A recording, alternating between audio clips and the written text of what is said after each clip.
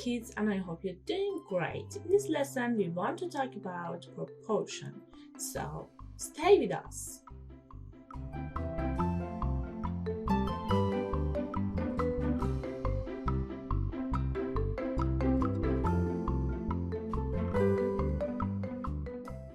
There's a painter who wants to draw a picture of this boy. He's an artist who draws perfectly.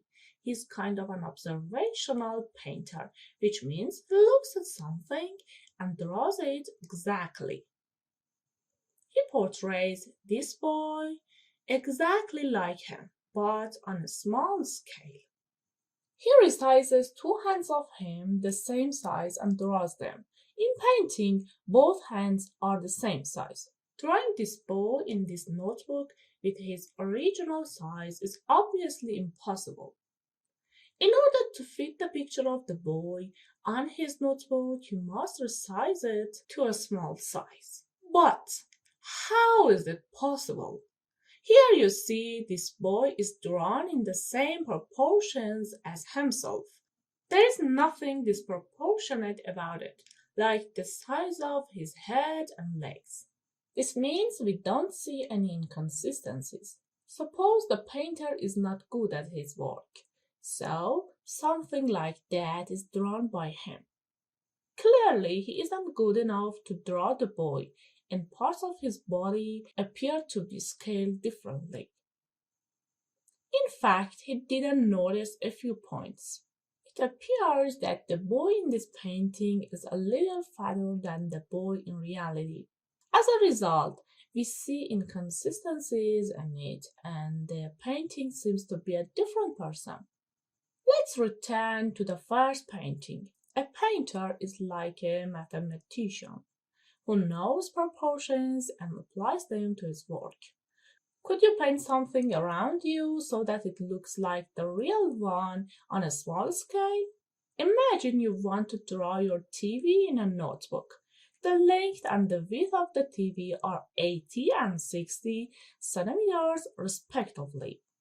This would be impossible if you wanted to draw it in a notebook of the same size. So, we have to make the length and the width of the TV shorter. It's important to shorten the TV in a way that it doesn't look fatter or slimmer, rather than the real one. As you can see, the ratio of the TV's length to its width is 80 to 60. As an example, I would like to draw a TV with a length of 8 in my notebook, but I have to change its size. Consequently, the length of the TV is converted from 80 to 8, which means it is divided by 10. If we want to keep the TV's proportion, we should do the same operation on the denominator as we did on the numerator. As a result, we divide 60 by 10 and write 6 as the denominator. So, when we draw that TV with a length of 8, we consider its width as 6. This painting was drawn by using the equivalent ratios. These two ratios are equivalent, and if you aren't familiar with it, use the description link to learn more about it. The proportion is formed by writing two equivalent ratios as shown in the picture. There are some points that we have to notice in proportion. It is necessary for numerators to have the same unit. For example, 80 and 8 are both centimeters. In addition, the denominator must have the same unit, which is centimeters in both numbers. Thus, equivalent ratios are called proportions if the conditions above are met. As an example, let's take another equivalent ratio. In this case, we cannot call this a proportion because in numerators, one is the length and the other is the diagonal. So they are different types. Lastly, we see other equivalent ratios. Though we wrote the length in the numerator of the first ratio, it's written down in the second ratio. Also, the width is written reversely to the length.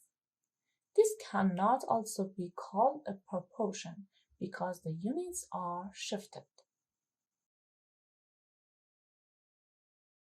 Let's see how proportion works in our lives. Taking this lady as an example, she can read this book completely in 4 days. So, if you want to write the ratio of number of books to days, it will be 1 to 4. Her passion for reading led her to choose these 8 books. Considering that she is reading these books at the same reading rate and they have same page sizes, how long will it take her to finish reading all of them? The number of books is multiplied by 8. Therefore, the number of days will also be multiplied by 8. Reading each book takes 4 days, times 8 equals 32 days. The map provides another interesting aspect of proportions. Have you ever known that proportion and ratio are important factors in a map?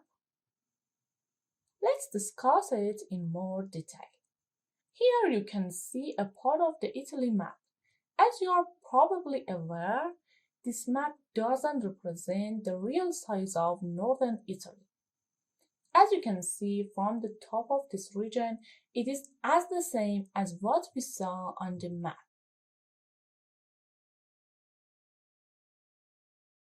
This map can be used to find distances between cities or anything else in reality because they are accurately drawn.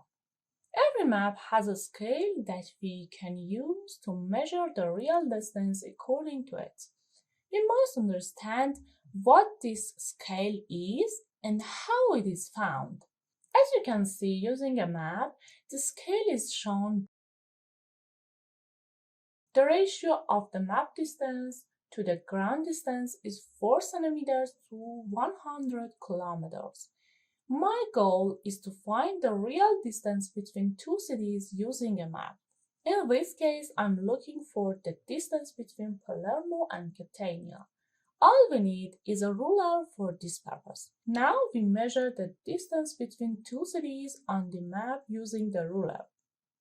The distance between them is 8 centimeters. Because 8 is related to the map, we place it on the numerator.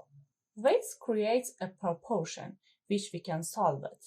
The distance on the map is multiplied by 2, so the distance on the ground will also be multiplied by 2. 100 times 2 equals 200 kilometers.